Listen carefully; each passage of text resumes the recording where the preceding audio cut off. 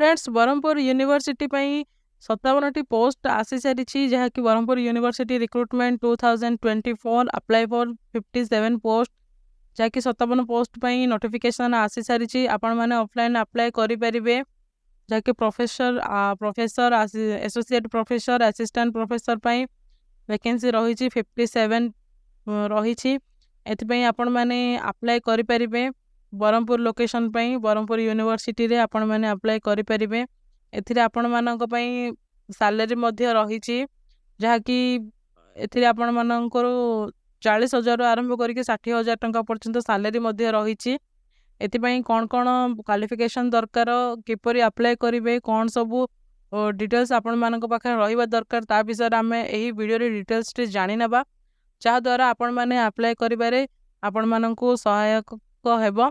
चलंतु आमे डिटेल्स टे जानि नेबा।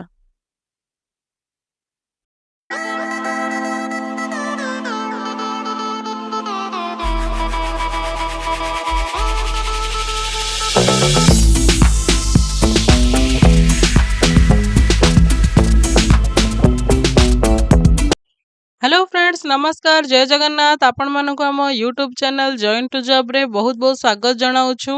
फ्रेंड्स आज ही पोस्ट रही ब्रह्मपुर यूनिवर्सिटी 57 पोस्ट रही विषय आम डिटेल्स रे जानि नेबा। फ्रेंड्स आपण बारे जदि आम चैनल को प्रथम थर करी आछंती ताहाले चैनल को सब्सक्राइब करि नेबे एंड पाखरे थिबा बेल आइकन को मध्य ऑन रखिबे जहाँ द्वारा आपण माने एमिति ही बहुत सारा इन्फॉर्मेटिव वीडियो डेली पाई परिबे। चलंतु आमे आज यही जॉब विषय डिटेल्स टी जानि नेबा।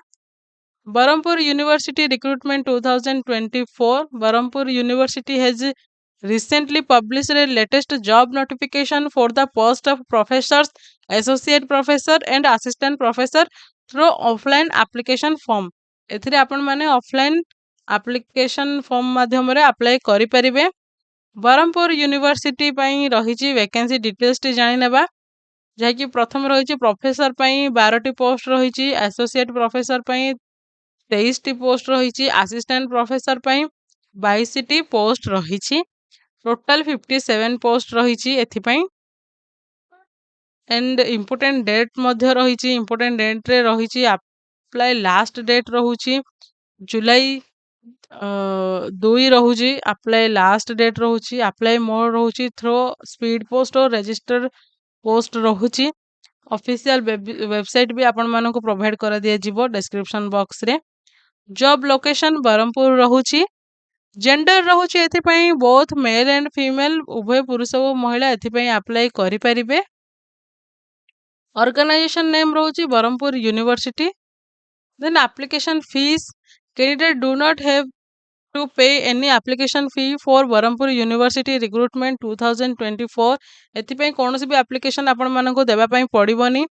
एज लिमिट कौन रहिबो एज लिमिट मैक्सिमम एज आपण मानको 70 ईयर हेबा निहाती दरकार जहा कि होल लाइफ सरी जाउचे 70 ईयर रे। एजुकेशनल क्वालिफिकेशन अच्छी प्रोफेसर पई अच्छी the vacant post for of professor and associate professor will be filled up on temporary basis by retired associate professors adjunct professors जो मैंने सब रिटायर्ड पर्सन रही से जॉब पे रही असिस्टेंट प्रोफेसर रही a good academic record with a minimum of 55% of marks at master's degree level in the relevant subject. आपण मानकर मास्टर डिग्री रे जदि 55% रही ताहले आपण माने असिस्टेंट प्रोफेसर पई अप्लाई करि परिबे जहा कि असिस्टेंट प्रोफेसर पई पोस्ट रही 22टी पोस्ट रही एंड आउ जो पोस्ट रही प्रोफेसर एंड एसोसिएट प्रोफेसर से माने जो माने सब रिटायर्ड पर्सन रही से मानक पई रही। तो फ्रेंड्स यही दुईटी आपण मानक पई कोनोसी काम रे नाही जदि असिस्टेंट प्रोफेसर पई आपण माने अप्लाई करिया पई चाहिबे ताहले एथि पई अप्लाई करि परिबे जो मानकर मास्टर्स डिग्री सरी सारिछि। देन सैलरी रही प्रोफेसर पई 50,000 एसोसिएट प्रोफेसर पई 40,000 असिस्टेंट प्रोफेसर पई रही जो माने पीएचडी करिसेंती से मानको को 60,000 मिलिबो किंतु जो माने पीएचडी करिनांती ओनली मास्टर डिग्री करिसेंती से मानको 45,000 टंका पर मंथ एठी मिलिबो। यह थिला फुल डिटेल्स टी एंड आमे ही नोटिफिकेशन ऑफिशियल नोटिफिकेशन भी देखि नेबा जहा द्वारा आमे सियोर हेबा एंड आमे तार ठीक इन्फॉर्मेशन जानी कि आमे अप्लाई करबा निहाती दरकार। सिलेक्शन प्रोसेस रहिबो career mark viva voce test रहिबो इंटरव्यू जहा एहा नोटिफिकेशन ता थिला आमे ऑफिशियल नोटिफिकेशन भी देखि नेबा।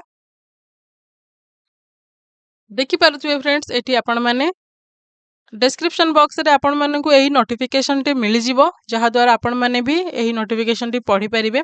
बरहमपुर यूनिवर्सिटी भंजे विहार बरहमपुर 760007 ओडिशा एथि पई एडवर्टाइजमेंट आसी सारिछि जहा कि देखि पारुथिबे। पोस्ट रहिछि professor associate professor assistant professor पई रहिछि अलगा अलगा सबू कैटेगरी रही botany chemistry economics electronic science English home science IR and PM law linguistics mathematics marine science रही oceanography marine science biology Odia physics library and information science tourism and travel studies environmental science यही सबू रही total रही। Then law law भी रही Lingaraj law college भी रही one professor and one associate professor assistant professor तीनोटी रही रिक्रुटमेंट रहिबो इंटरव्यू माध्यम रे। एटी आमे तो प्रोफेसर एंड एसोसिएट प्रोफेसर पई आपण माने एलिजिबल हेबेनी जहा कि रिटायरमेंट पर्सन मानक पई रही। देन आमे नेक्स्ट देखिनेबा असिस्टेंट प्रोफेसर पई eligibility against the vacant post of assistant professor both retired assistant professor and fresh in service candidate having request qualifications can apply. Qualification for fresh candidate a good academic record with a minimum of 55% of marks आपण मानकर master degree रे 55% रहिबा निहाती दरकार। जदि आपण मानकर PhD भी सरीछि ताहले भी आपण माने अप्लाई करि परिबे एथि पई। देन यह थिला फुल डिटेल्स टी आपण माने एही नोटिफिकेशन टी को पढ़ी परिबे। यदि आपण माने पढ़िया पई चाहू जंती आपण मानको डिस्क्रिप्शन बॉक्स रे मिली जिवो एही फॉर्म माध्यम रे आपण माने अप्लाई करि परिबे जहा कि रजिस्टर्ड पोस्ट किंबा स्पीड पोस्ट रे आपण माने अप्लाई करि परिबे। एही फॉर्म को फिल अप करिके जहा कि एही फॉर्म आपण माने प्रिंट आउट बाहर करिके आपण माने फिल अप करि सारिला परे आपण माने एही फॉर्म टी को अप्लाई करि परिबे।